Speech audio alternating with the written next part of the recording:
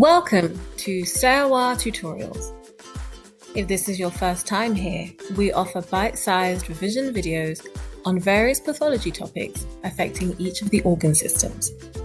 We hope you'll find our videos fun and informative. Hit that like button, comment, and don't forget to subscribe. Now let's get revising. Angina pectoris. What is it? It is an acute coronary syndrome characterized by a feeling of discomfort in the chest without signs of an infarction. Etiology. This feeling of discomfort normally occurs where the patient has a coronary artery disease. This is where coronary arteries cannot provide an adequate supply of oxygen to meet the demands of the heart. Most examples of coronary artery diseases that cause angina pectoris include atherosclerosis, coronary artery spasm, and hypertension. Many other diseases may also cause angina pectoris, but these are the most common. In some situations, angina may be caused by intense emotions, which some patients may describe as a heart attack.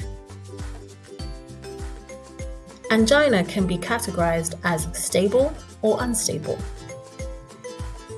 Stable angina is more predictable.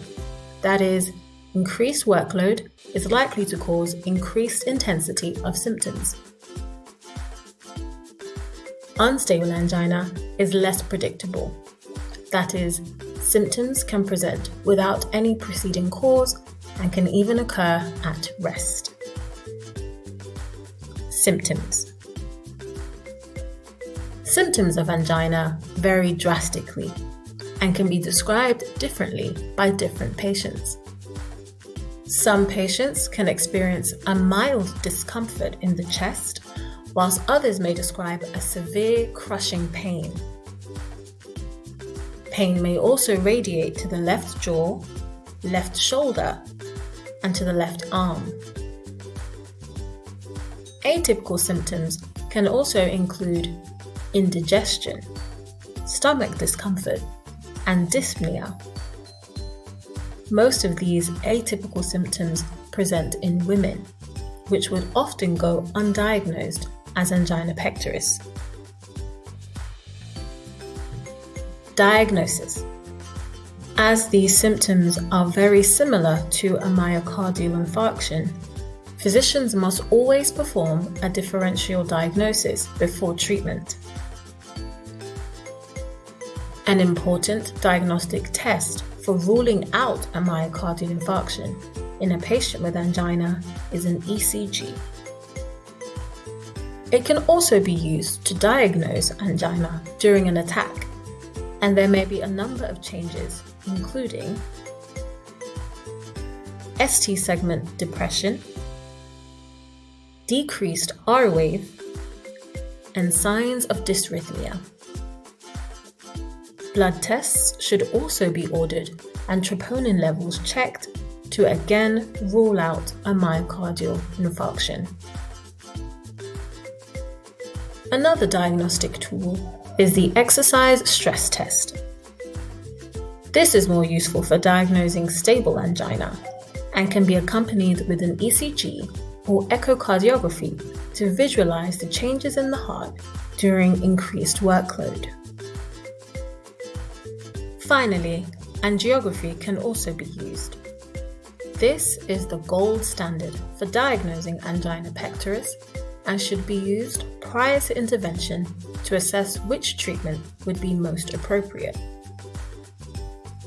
During intravascular angiography, an ultrasound probe is inserted into the coronary arteries and information found is used to direct the course of treatment. Treatment. As angina pectoris is essentially a symptom of another coronary artery disease, it is important to treat the underlying cause and modify any risk factors. For example, treating atherosclerosis with statins and reducing cholesterol. However, symptoms relating directly to angina pectoris can be managed with sublingual nitroglycerin to provide pain relief and can also be used to prevent an anginal attack. Antiplatelet drugs, such as aspirin, can also be used for prevention of thrombosis. Beta blockers, calcium channel blockers, and ACE inhibitors can be used for rate control, which essentially reduce the workload on the heart. In severe circumstances, such as for unstable angina, or for patients who have not responded to treatment, revascularization should be considered. These include percutaneous coronary intervention and coronary artery bypass graft. Percutaneous coronary intervention, or PCI, involves stenting or angioplasty, where the narrowed vessel is held open with a wire mesh or another frame. Coronary artery bypass graft uses one of the patient's own vessels, usually the internal mammary artery, to create an alternative route for blood flow in the coronary arteries, and has proven to provide patients with long-term relief with grafts lasting for more than 10 years. I hope you enjoyed this bite-sized revision video on angina pectoris. Feel free to leave a comment, like, and subscribe if you'd like to see more videos like these. Also, head over to my Quizlet link in the description for free revision flashcards.